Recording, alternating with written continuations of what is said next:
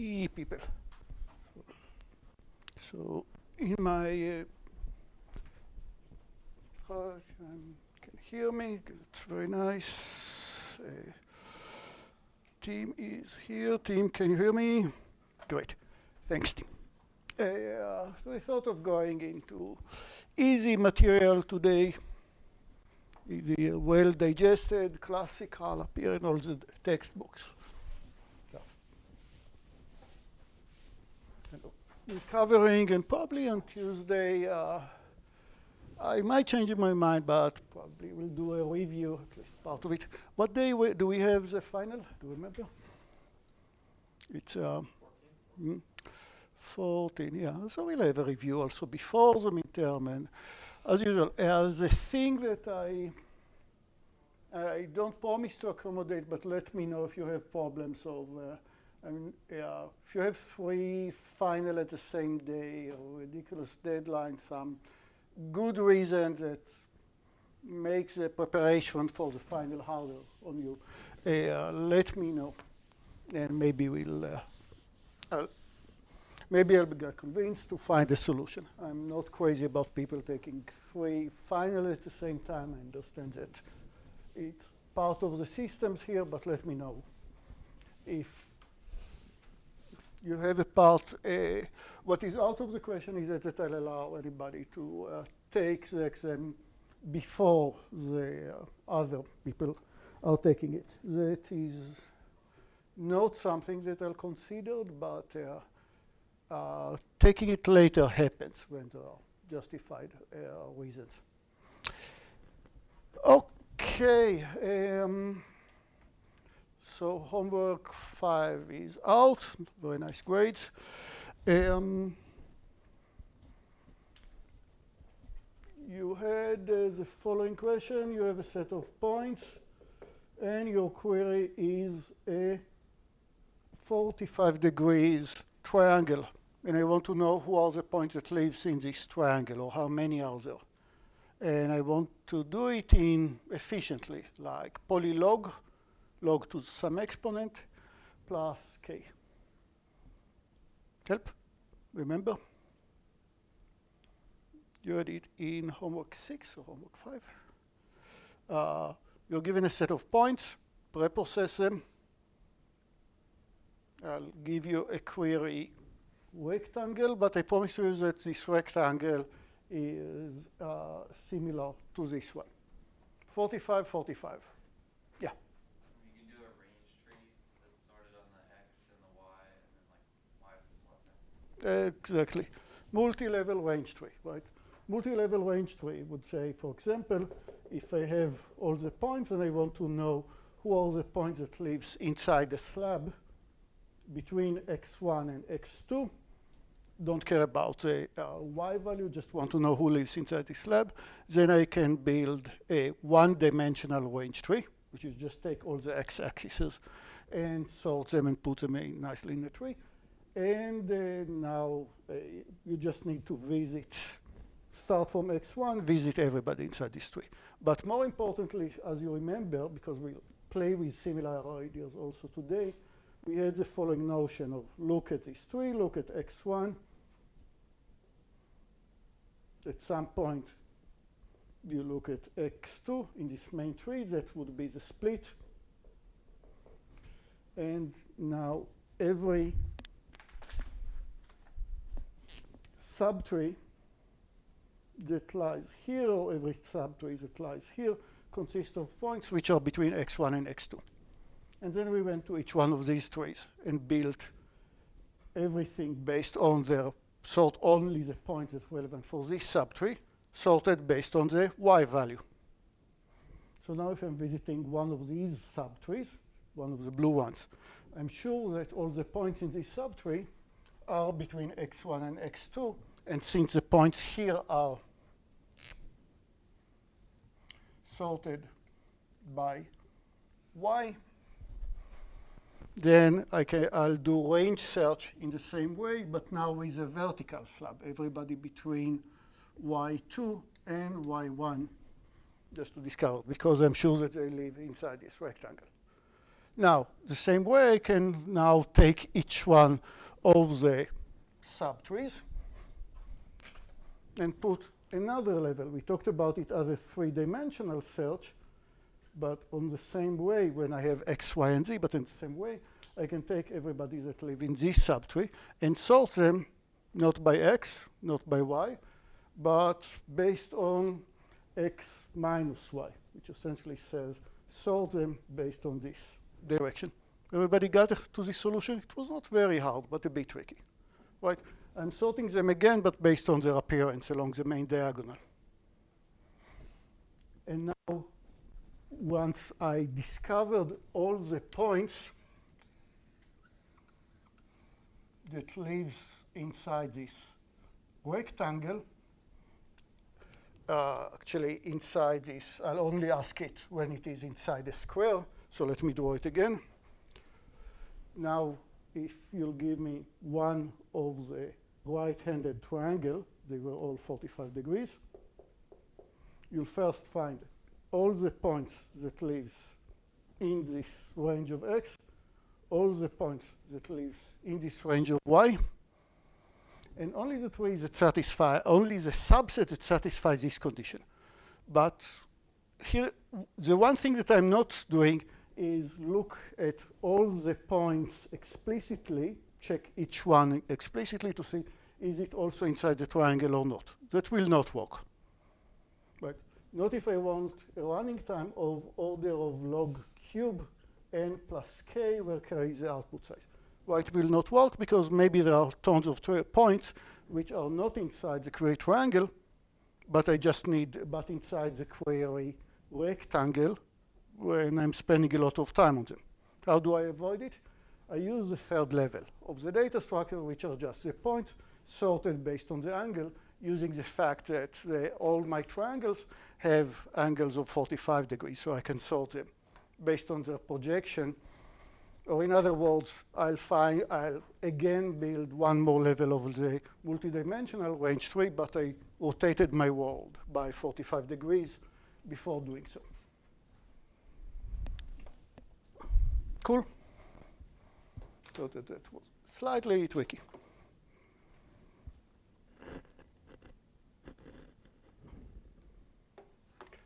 Okay. So today, one more of the classical data structure, very useful, very elegant.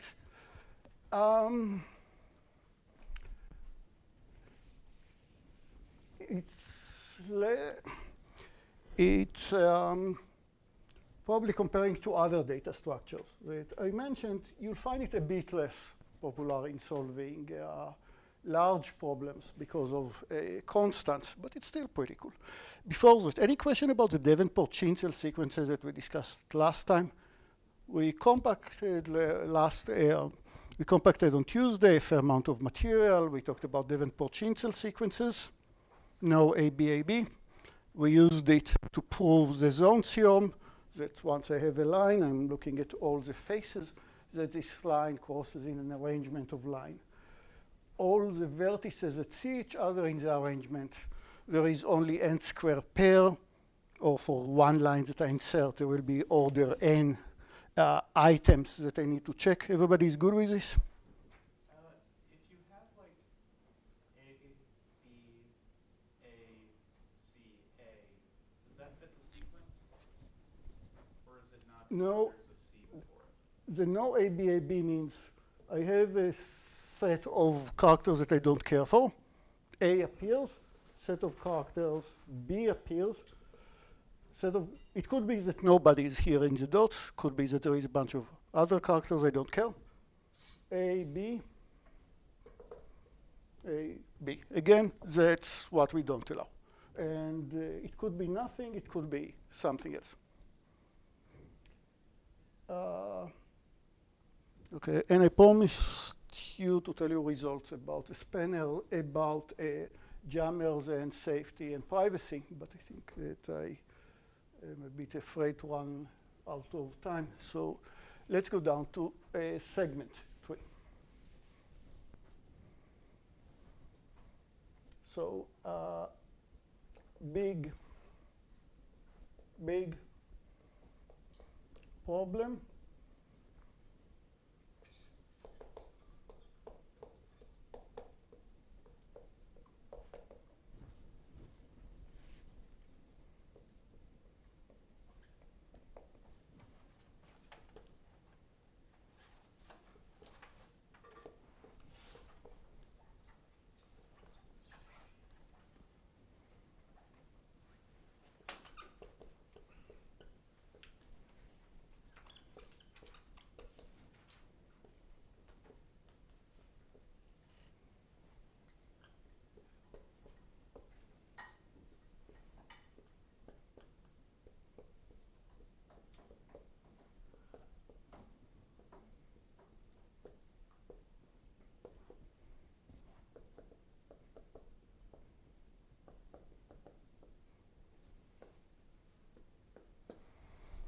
So first I'll read the high-level problem that we are trying to solve is that I have a map, drawing, picture,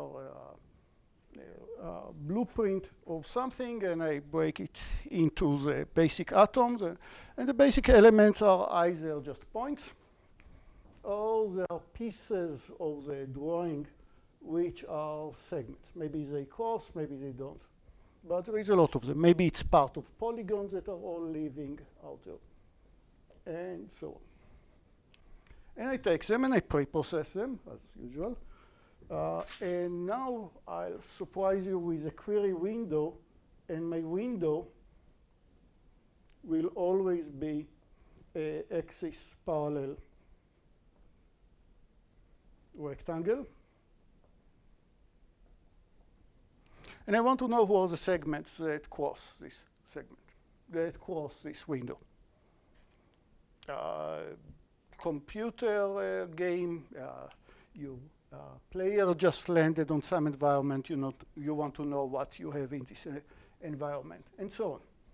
So the 2D range trees, and the KD trees, and the quad trees, and the R trees all works very nicely for points. KD tree, quad tree also works for segments, but it didn't come with any guarantees about its performances. And this time I do want guarantee. I want bounds on the how many, what's the running time and how many segments I need to check. Like something along the line of order of polylog plus k. Polylog is something like log cube of n, or log square of n, or log to the fourth of n, log to some small constant, plus k, and k is like normal, the output size. So with points, we already have the solution, the range tree. But what about the segments? Well, some of these segments are kind enough to have an endpoint in the window. So I can find the endpoint of the window, and voila, this way I'll discover them. But if the window is too small or the segments are too large, I don't catch all the segments. Here are a few that don't have an endpoint in the window, but I miss them. I need to find a different data structure that will handle segments well.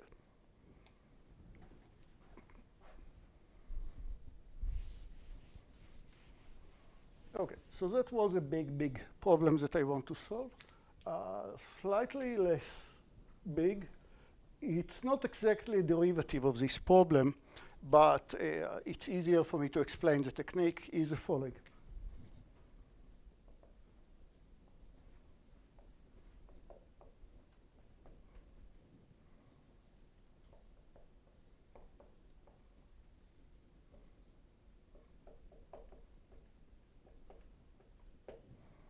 My input is a set of rectangles, maybe squares,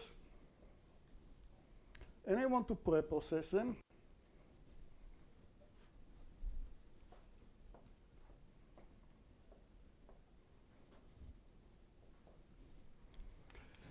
And I want to preprocess them so I can run various queries about these segments and can answer these queries efficiently. What would be the queries that I'm going to worry about?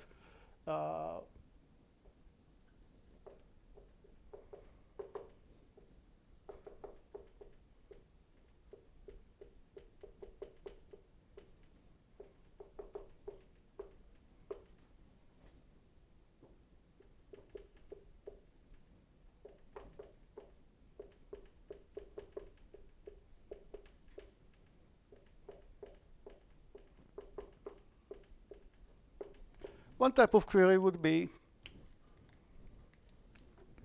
I'll surprise you with a vertical line, L.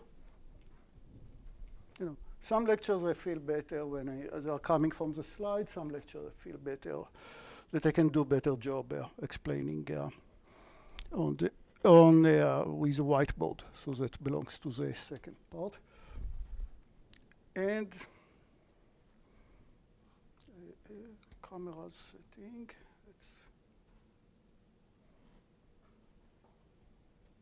Yeah, better.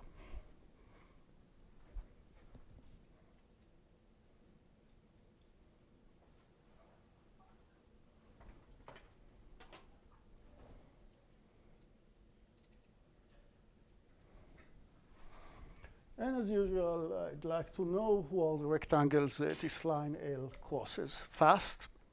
Fast means the big no-no, don't check every rectangle independently if it intersects the line or not. And the other type of query would be,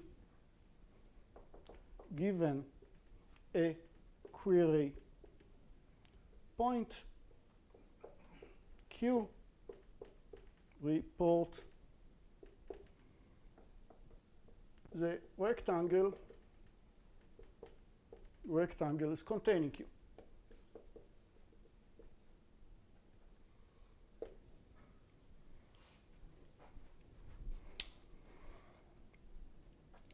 So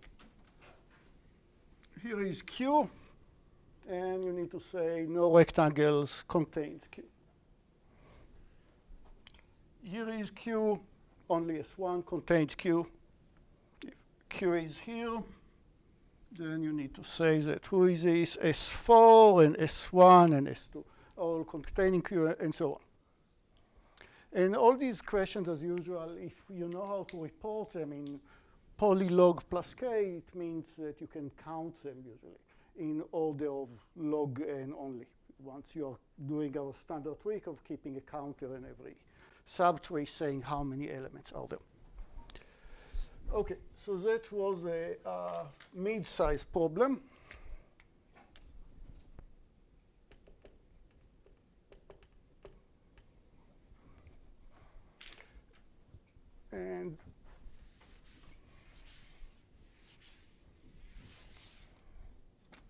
And my smaller problem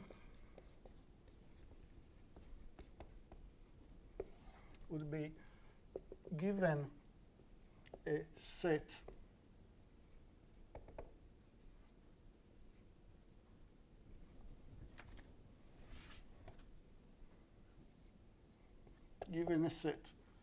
S consists of S1 and Sn, where all segments on the x-axis preprocess for point location. Point location given point Q, and Q is also on the x-axis. Everything here lives on the x-axis. Given Q, report the segments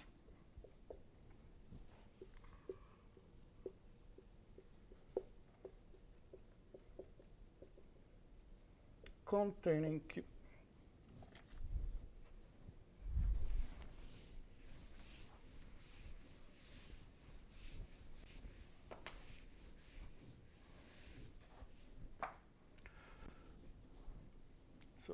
here is my input. Here is the x-axis. Here is S1,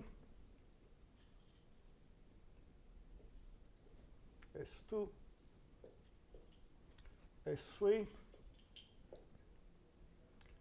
S4. Let's give you the endpoint's name. A2, B2, A1, B1. That's S4, that was S2, A3, B3, A3 with B3, that's S3 with A3 and B3, and that's A4 with A4 and B4. And all the segments lives on the x-axis. The height is just for visualization purpose only.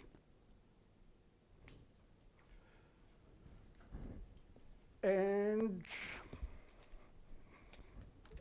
to start my solution, I'll take all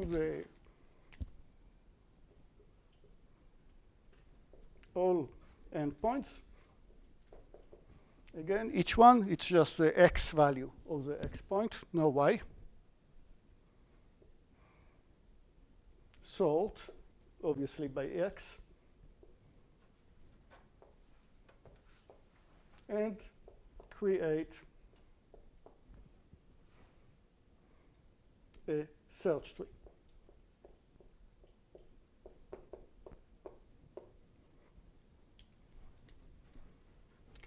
So the sorted sequence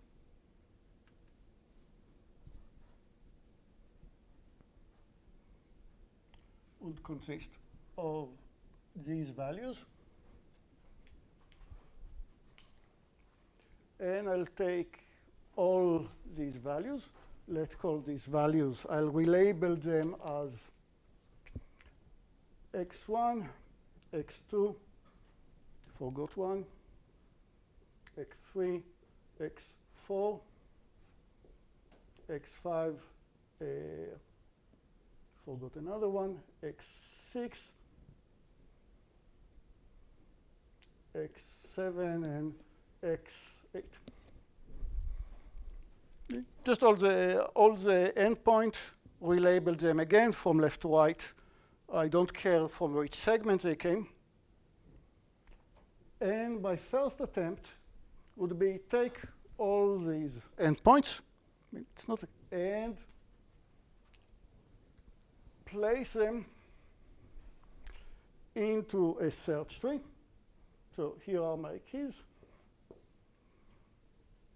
x1 dot dot dot x8, x7, and as usual, I'll think about slabs, like between x7 and x8.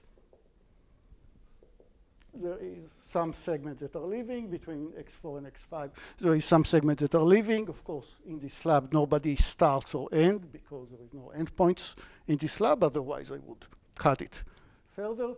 So once I find myself inside the search tree, I can write down that this interval, let's say, between x4 and x5, if I'll ever need to know who are the segments that intersect a point that is between x4 and x5, I'll write down that this set is S1 and S3. S1 and S3. Do you agree? Between alive at this part, S1 and S3 are alive. So if I'll ever visit, I'll just go to this tree, see this list, and I can answer who are all the segments that are leaving this part. And it will work in the sense that how much a search, a report operation takes. It's log n to find, for my point, where it lies, and then it goes to the tree and reports the list of segments that are relevant at this point. You're keeping it, say, in a linked list. What's the worst case space for the tree?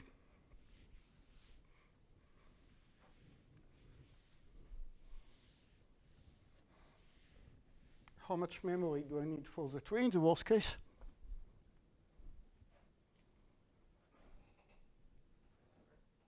N square. And the example? Here's one segment. Another one. Another one. Another one. Another one. And now I'll draw, as usual, tons and tons of tiny segments that creates lots of things to memorize. Agree? So now for the interval over here, I have n segments to remember, n half. And the same goes for this point, the same goes for this point. And it's all different sets, so it's not very efficient. Right, memory-wise, it will be quadratic. But it shows me at least some idea. So let's work more about this idea. So we are going to discuss segment tree. Topics that you'll find in any textbook on computational geometry, any elementary textbook on computational geometry, you'll find about segment tree. And I'm going to distinguish between intervals and segments. Even those are going to look very different in my setting. Segments are part of the input, and intervals are something that I'm going to create. So I'm going to create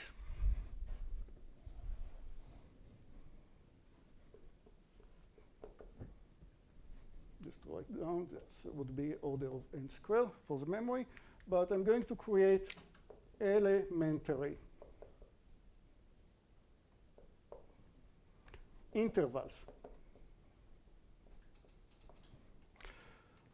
What are my elementary intervals?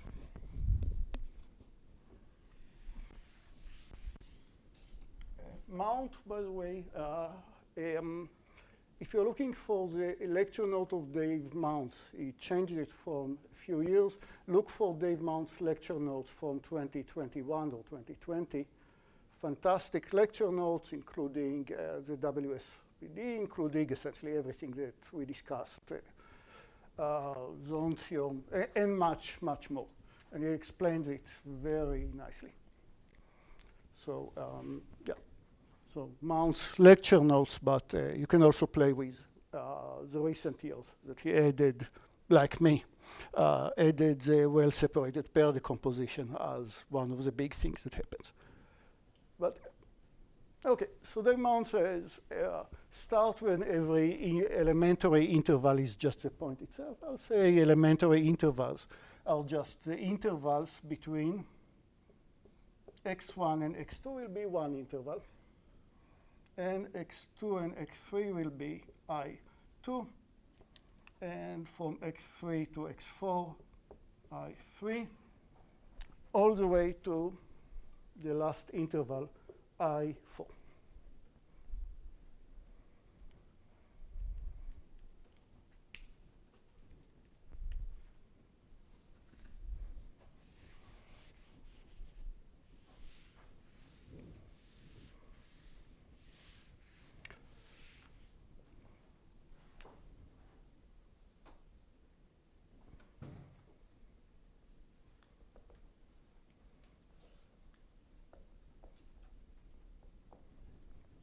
So we're about to build a tree T. That's going to be the segment tree.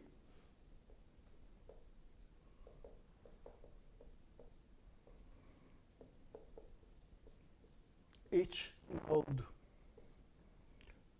U is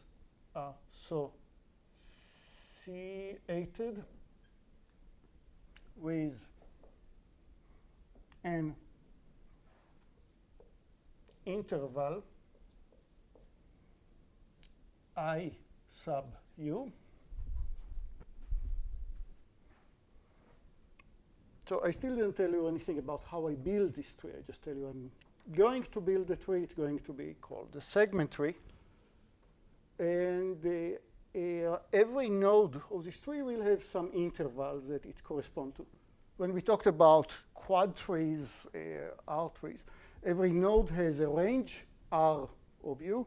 Here my range, since I'm only living in one-dimensional, my range is an interval, in one-dimensional rectangle.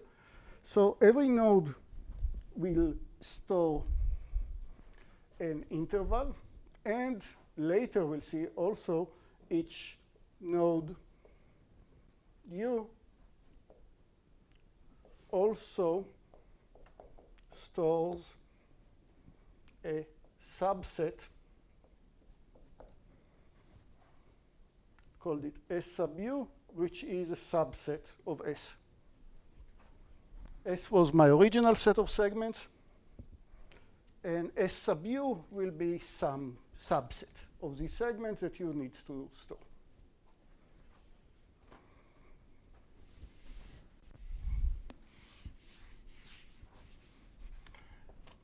Okay, so let's build this tree. That's going to be my tree. And I'll tell you what are the leaves. Leaves L1, that its interval is I1, L2, L for leaf, I called it U1 for the leaves. I2, all the way up to the last interval, why did I call it I4? All the way up to I, if I started from 1, that would be I7.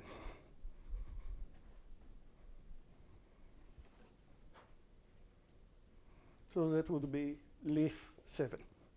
So the leaf nodes, we are associated with one of the, every leaf, each leaf is, already, if V is a leaf, then I of V, the interval associated with the V, is an elementary interval that is between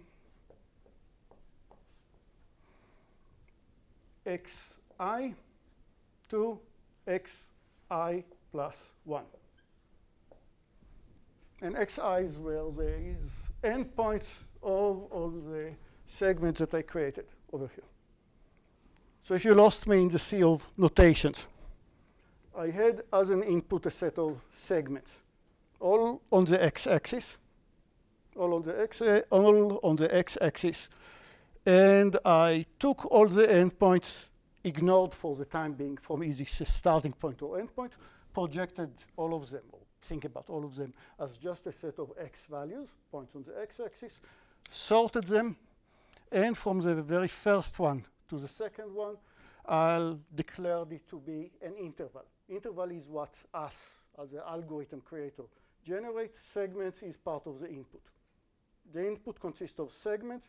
We create intervals, and in particular, we start by creating elementary intervals from one endpoint, xi, to the next endpoint, xi plus 1. And I'll put a leaf in the tree associated with it. Okay, so the leaves, each leaf has its elementary intervals that it corresponds to. And I still don't tell you what are the segments that this leaf corresponds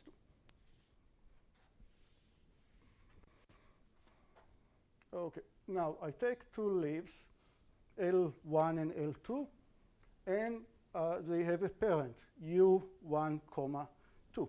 That's the parent of the two leaves, L1 and L2. Just give it a name, U1, 2. For the next two, Y2, I2, and I3. Here is the interval I3.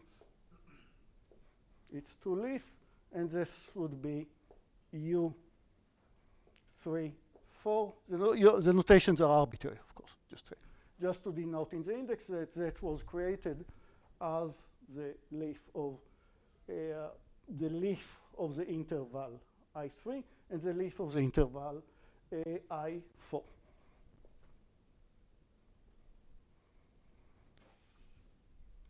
and the next one would be for I5 and 6, U5 and 6, and U7 will be a standalone. Okay. For symmetry, let's add here L8. Let's add another leaf, L8, that doesn't belongs to anything. So I don't need to have this guy, a special treatment, and this would be the leaf. U7, 8. And I need to tell you for the non-leaves, for the internal nodes, I need to tell you what is the interval that they correspond to. Each node, we said, corresponds to an interval.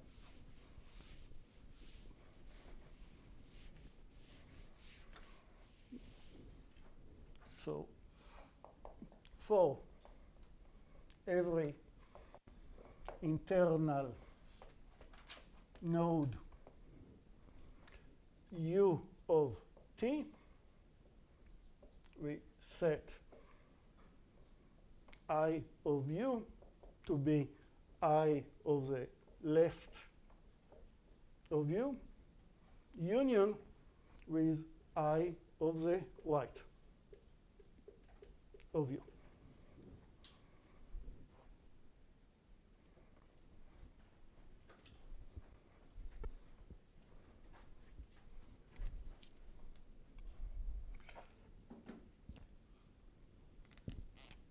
So for U12, what do? I look at the left child of U. I look at the right child of U. Each of them correspond to an interval. At this point, it's still elementary interval, but it will stop very soon. Still elementary interval. And I'll say, oh, U12, you have two children. One corresponds to the interval I1 from x1 to x2. The other one corresponds to the interval I2 from x2 to x3. So the interval that U corresponds to, I12, is, I need the real estate,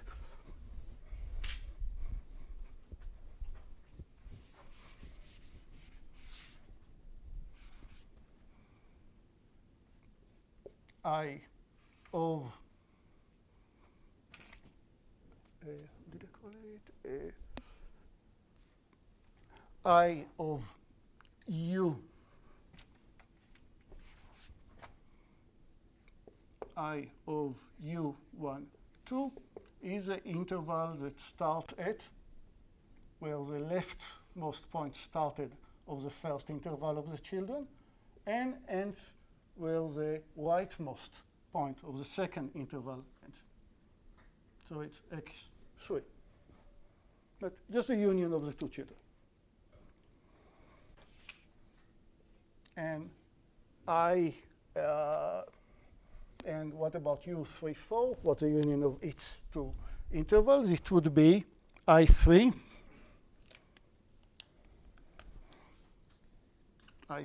and I4. So it would be, I3 and I4. So the interval that U34 corresponds to is starting at, where the rightmost interval started at x3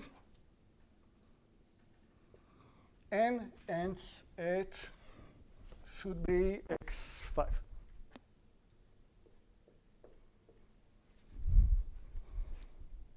Make sense with everybody? It's very similar to the range tree, to R tree actually, that every node takes a bounding box of its children.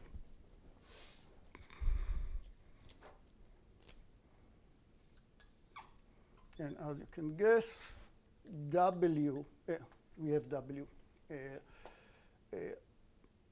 What other letter will be? Z of 1 dot dot 4. Z from 1 dot dot 4. Its interval of Z 1 1 4. Look at the two children, the left child and the right child. What are they? Interval, it's written over here. So it's I of Z 1 dot 4 start at x1 and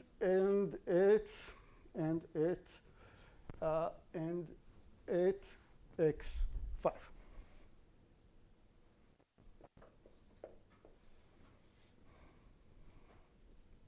And similarly, z of 5 dot 8, if this is a child, will just be everything from x5, everything from x5 dot all the way to x8.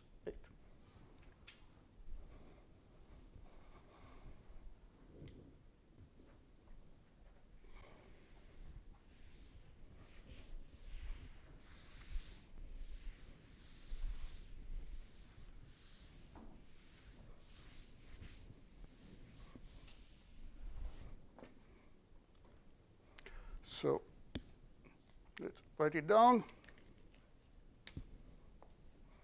Z of 5 dot 8 is I of Z is a element, is a interval which is a union of 4 elementary intervals. Right? It are, look at the left child, its interval E was the union of I here and I here, so it will be start at x5 all the way to x8. And finally, we have somewhere here the root.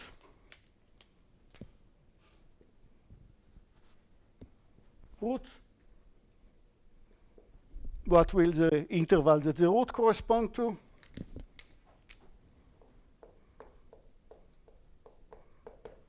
I of root is the elementary, is the interval which is a union of all the elementary intervals that I created so far, so x1 to x8. Okay, now what's my purpose? After all, I want to give you a query point, and you'll tell me who are the segments that contain this query point. So we saw one solution where each elementary interval essentially had to store all the segments that are intersecting this elementary interval, right? We had a solution where we had the elementary interval I4, and I stored all the segments that contains this elementary interval. Doable, but it took a lot of time. So what's the philosophy over here? I want to say that maybe my parent can take, I'm a leaf, this elementary interval is a leaf, but maybe my parent can chip into the hard work and can store something as well. So here is a rule.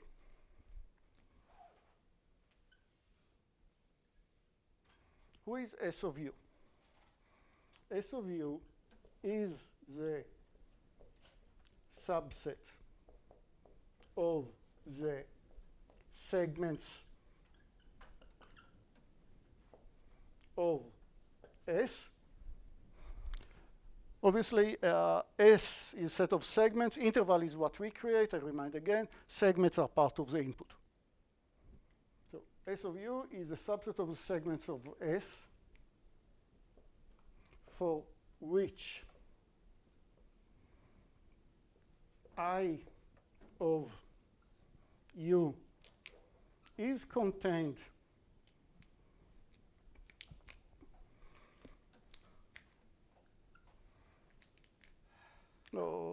let me rephrase it. S of U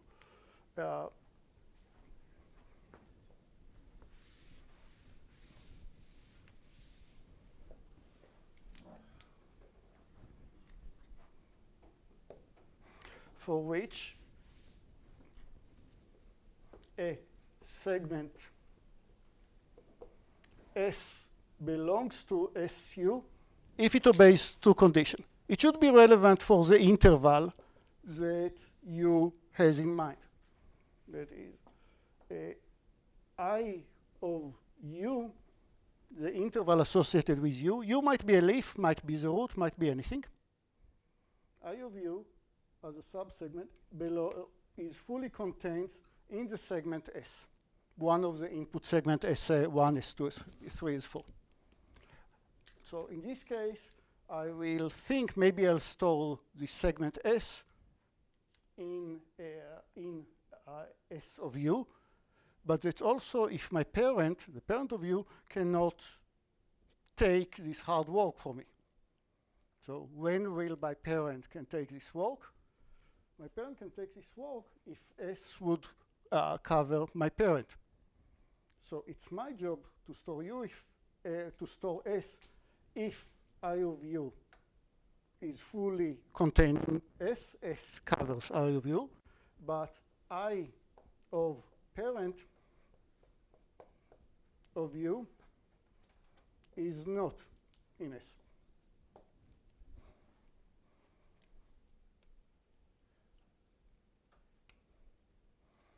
If my parent would be able to store it, I of my parent would be completely inside S. S is such a long segment that it contains the interval of my parent. I have nothing to do with S. Already taken care.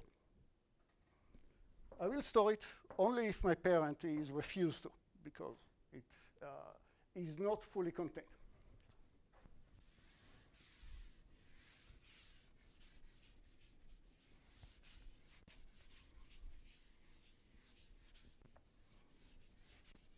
And I don't give any limits here about how small or large S of u is. Okay? S of u might contain a lot of segments, might contain very few. Like, let's think about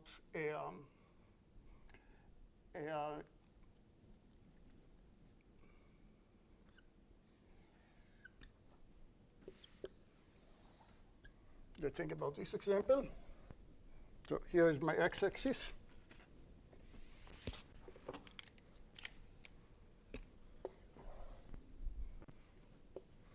Who is my elementary intervals? This would be 1, second,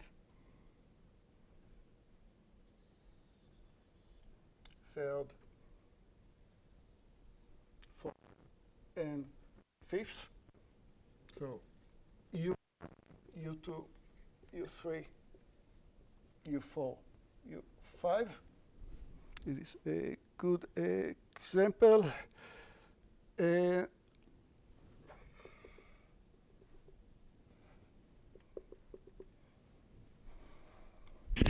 And my tree will look like, and let's leave it alone. So I didn't plan this example ahead of time. Who stores S1? S1 is stored in this leaf because it's fully contains the elementary intervals and obviously does not go to the parent. Do I have any interesting cases here? I'm not sure that this example, do I have anybody that I'll debate about where do I store it? I think that I need a few more segments. Yeah, I'll need a few more segments to make it interesting. But the rule is clear, right? If my parent can cover for me, if I put such a long interval that it covers the root, great. Then it's the root that will store this segment. If the root refuses to store this segment, then hopefully the children of the root. The children of the root and so on. So given this data structure,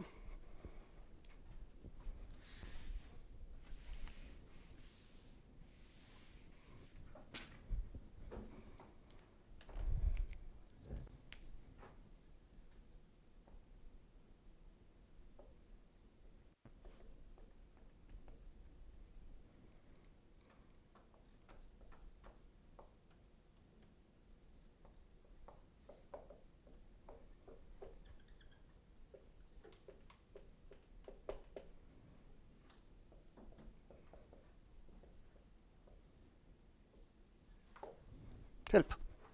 I give you a query point Q, and I want to know who are the segments that contains Q, that covers Q. Help?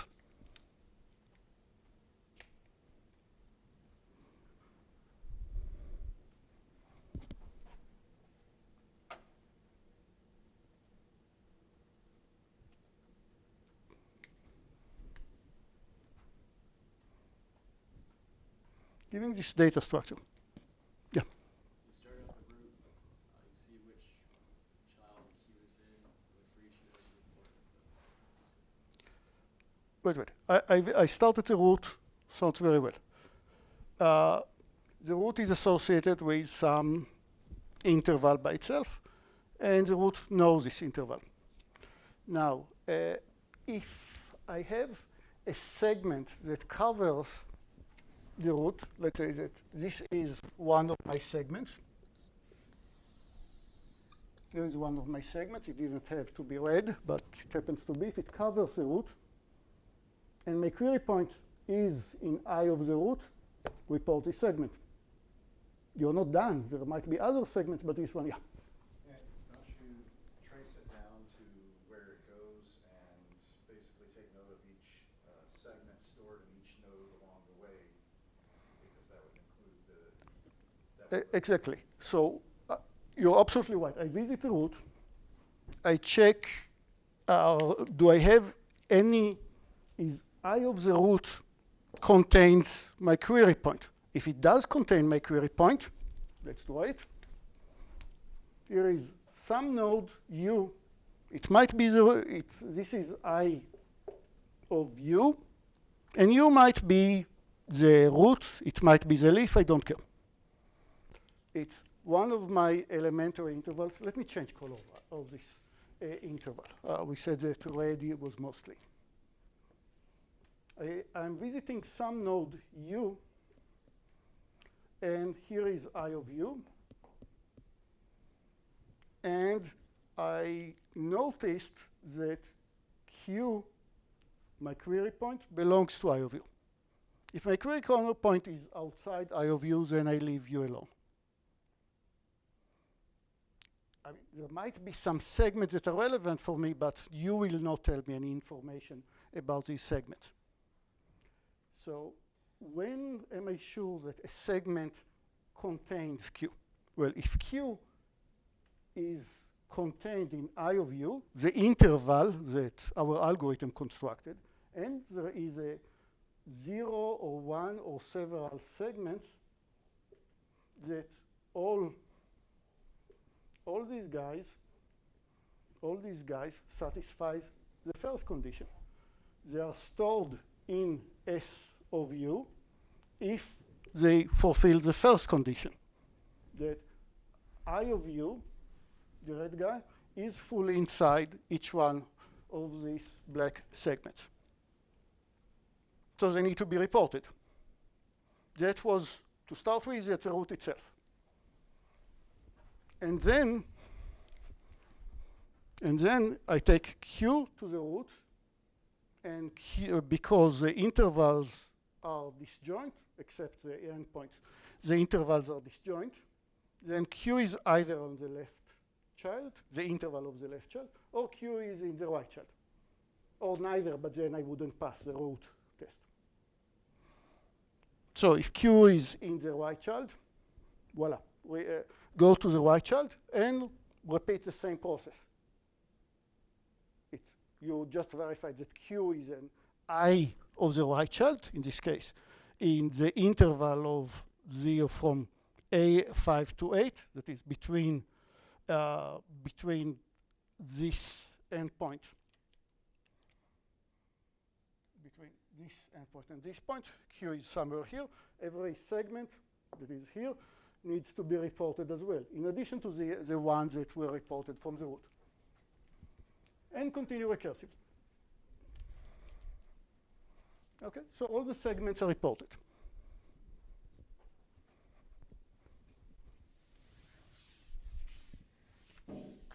Now, how do I know that a segment was not reported twice? That's not true. There would be there could be multiple nodes. We will have to analyze it, but promo, an interval, a segment might be stored in up to log n many nodes. Well, yes, but it wouldn't be stored in like a parent and a child node. Excellent. Because of that. And as you traverse. Me and my uncle might store it, but me and my parent will not. Why? Because if my parent was willing to store this segment, I'm out of the hook for this particular segment. That's the second rule declare. My parent refused to store S because S does not cover my parent. So I will not report it. And of course, my child, my grandchild, and so on are all off the hook. So all these segments are disjoint.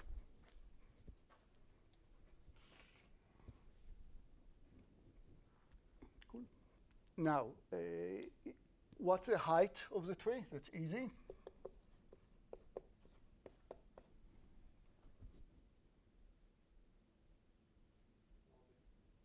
Log 2 of n, almost.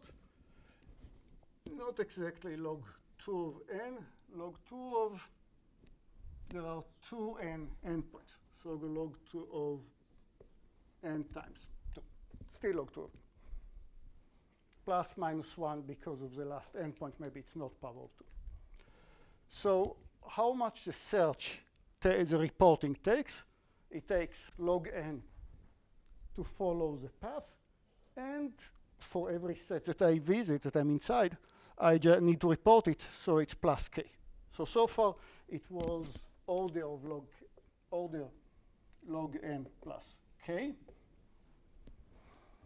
And obviously, if I just want to count them, then if every node knows, in addition to know what is, in addition of knowing what is S of u, it also knows how many segments there are, then at the moment that I realize that Q is inside I of u, I'm sure that Q is inside each one of these segments.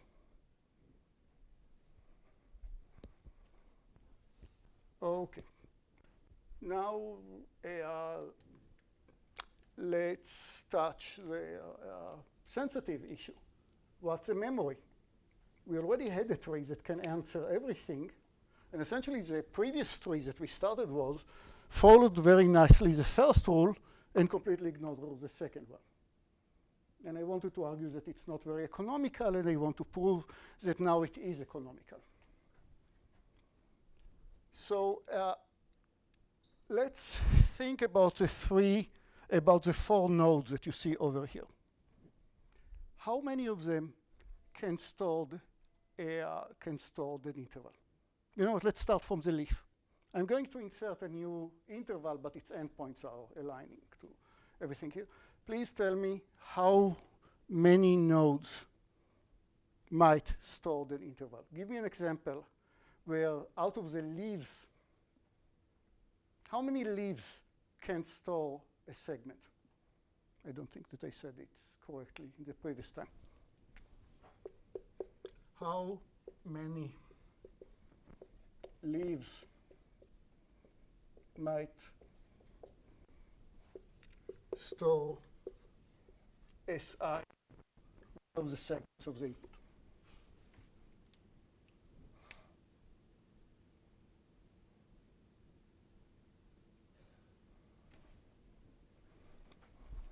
I can place a segment, a new segment that will start right here and ends here, and it covers exactly the interval I1, and then it's one segment.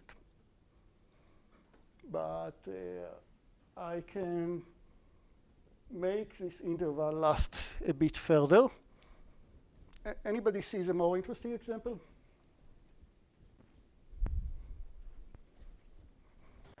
If I make this segment ends, right here at x3, how many leaves stores this? Stores S5? Trick question. How many leaves stores S5 in this case? 0. None, because it'll be the It covers I1, it covers I2, hence it covers the parent. U1 Okay. Can you give me an example where a segment will be stored by 2 leaves?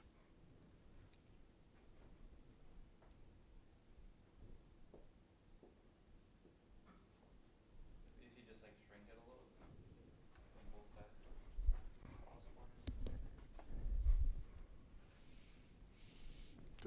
Where should I start? x1 dot dot dot x8. Right after x1 and right and then end right before x3. Just before x1, you said? Let's try away. I'll start just before x1 and I'll end after x8.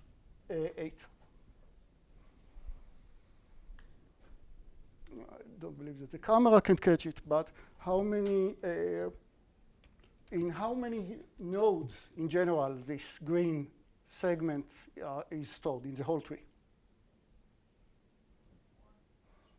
Just the root. The root is the only one that will store this interval. But I think that what you meant to say was, I said right after x1 and right before x3. yeah, So it's the same thing as before x2 and x3. just after x1, and I end just before x8. So it doesn't cover the last interval completely, just end a bit short of it. So what happens in this case? It will be stored in 2 leaves, right? It will be stored in the leaf of not the first one, but in the leaf of the second one, but not in any of the next ones until you get to the very last leaf, and it will be stored here as well. So 2 nodes per among the leaves, only 2 nodes. Think about it a bit more.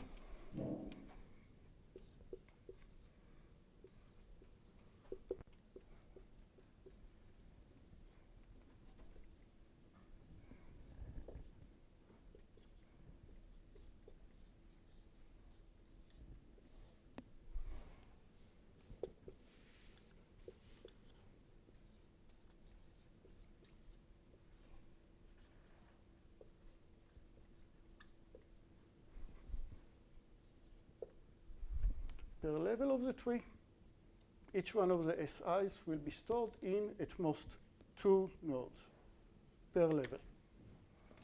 Like what this green segment is doing is a bit as bad as it can go from the segment's point of view, from the leaf point of view. Now, can you give me what would be the scenario? Which segment that I'll just about to enter will be stored in each one, or at least in its, yeah, so S1, so what would be in general? I think that this tree is a bit too small. You can definitely make sure that a segment will be stored in exactly 2 nodes, 2 nodes per level. Everybody sees what would be the example? Let's take a larger tree.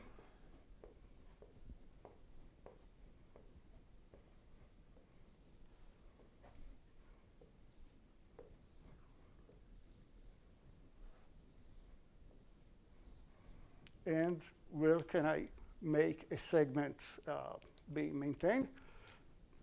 Once again, let's make it start here. Let's make it end right here. Will this segment be stored here? No, because the interval that is associated with this guy should reach all the way to the right. So it's not stored here, but it will be stored at this guy, because this guy fully covered it, and this guy fully covered it. Let's go down 1 level. Will it be stored in this guy? No, for the same reason, because it doesn't cover. It's not stored at this node, but it will be stored at this node. It's fully covered it, and not in the 2 lists. Okay. And the same will be this node. Yes, at this part, and out of these two guys, and at this part, one, and at this one. Cool. So you're just avoiding, you're pushing it as much to the extreme as possible without making it cover any of the rightmost or the leftmost nodes completely. So the total space will be therefore order of n log n.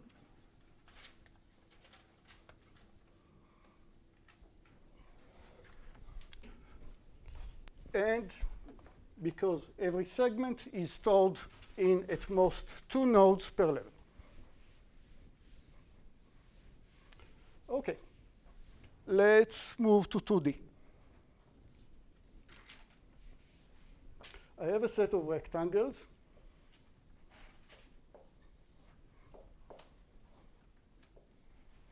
And I'll give you a query vertical line. And I want to know who are the rectangles that intersect this vertical line. Not hard, right? How do you do it? All the rectangles here are axis parallel. Everything is axis parallel. Indeed. Square them, project on the x-axis. So in particular, if I'll take the rectangle S5, then I'll project it into the segment S5 on the x-axis. The y doesn't play a role. Okay, my next query, right, it's just the one-dimensional symmetry. Now, notice that there is something interesting here. If I think about this node U, and I think about the interval I of U, and here is my query line L, then if L, well, L equal x0, so if x0 lies inside I of U, in particular it means each one of the rectangle now that are stored in S of U, each one of the rectangles that are stored in S of U intersect this vertical line. We don't need any further checks. Okay, at this point of the course, the next question should be very easy. I'll give you a query point. Do the y projection as well. I cannot do it orthogonally. I cannot take all the rectangles project on X and all the rectangles project of Y. But let's spend a moment about it. If I just take all the rectangles project on X and all the rectangles project on Y, I can have many of them that have the correct X but don't have the correct Y, and every of them that have the correct Y but not the correct X. Right? I'll just generate a bad example of a few guys over here. Over here, they all project nicely on the X and the Y, but if that's my query point, I'll have to check many, many rectangles to verify that none of them contains my query point. So you only project them on the X, and then you find that subtree, and then the rectangles that are in that subtree, you project them on the Y. Excellent. Let's think about SU. Let's think about SU. SU by itself, the subset SU, what about it? It is associated with an interval I of U, and each one of the rectangles of SU, each one of these rectangles, the X span of each one of this rectangle in SU covers the interval I of U. Take all the intervals of SU and build a segment tree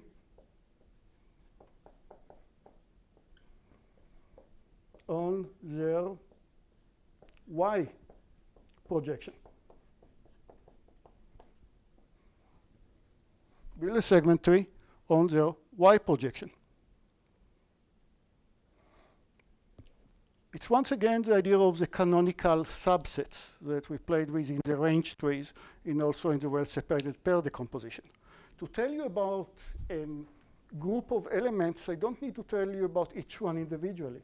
I can just refer you to a node of the tree, and the canonical subset would mean all of them has some good property. I don't need to check something further. So all the nodes in I of u, if Q, if now I have a point Q, and now it's not x0, but if the x coordinate of my created point Q is inside IU, then every rectangle that is in SU, in terms of its x coordinate, I'm speaking too much. Here is Q, here is SI. If I look at the x span of SI, if the x span of SI covers I of u, if the x span covers I of u, and the x coordinate of Q is inside I of u, then it means that all these rectangles have, as far as x is concerned, Q lies inside their shadow, inside their projection. What I need to check for each one of them is are the y value is in the right projection or not. But if they do, then there is no need for any further check. So it's two-level data structure. Analogous to the range trees that we saw. Just right now, it's two-level of the segment trees.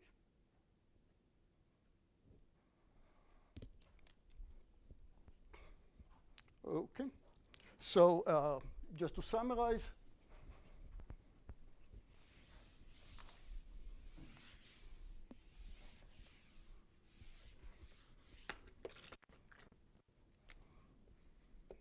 given Q, which is Qx, Qy,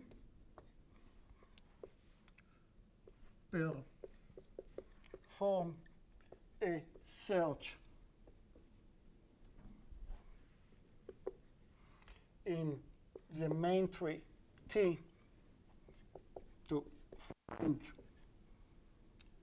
log 2 of n nodes u, or u1, u2, dot, dot, dot, u of log n, such that q of x, I noticed, lies in I of ui for every I. That is, I found my canonical set of log n nodes by possibly one from the root, possibly one from the two children, but not from both, possibly from one of the two children, but not of both, just the same way that we did the search in the one-dimensional segment tree.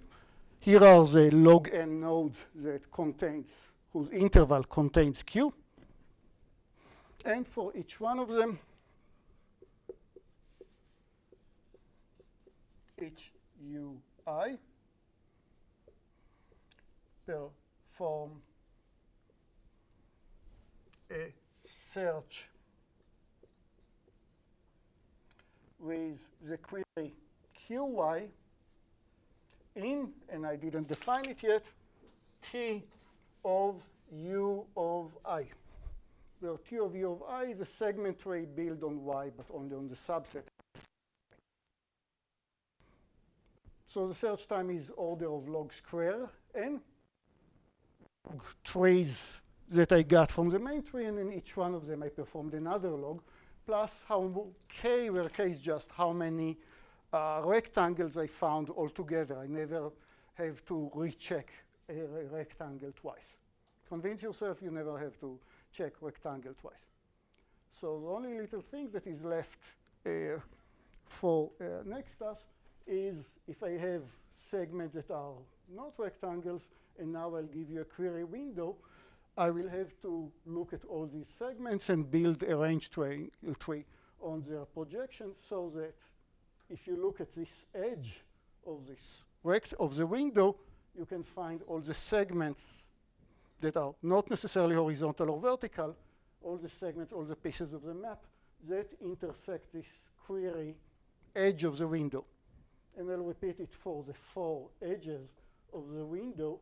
And in this way, I can catch all the segments in the input that have 1 endpoint outside and 1 endpoint inside, or 2 endpoints both outside. Remember, segments that have both endpoints inside the window, I'll catch with just one dimension, with a single range tree that we already covered for points. Okay, cool. So that it was light and good recovery from last class. Thank you.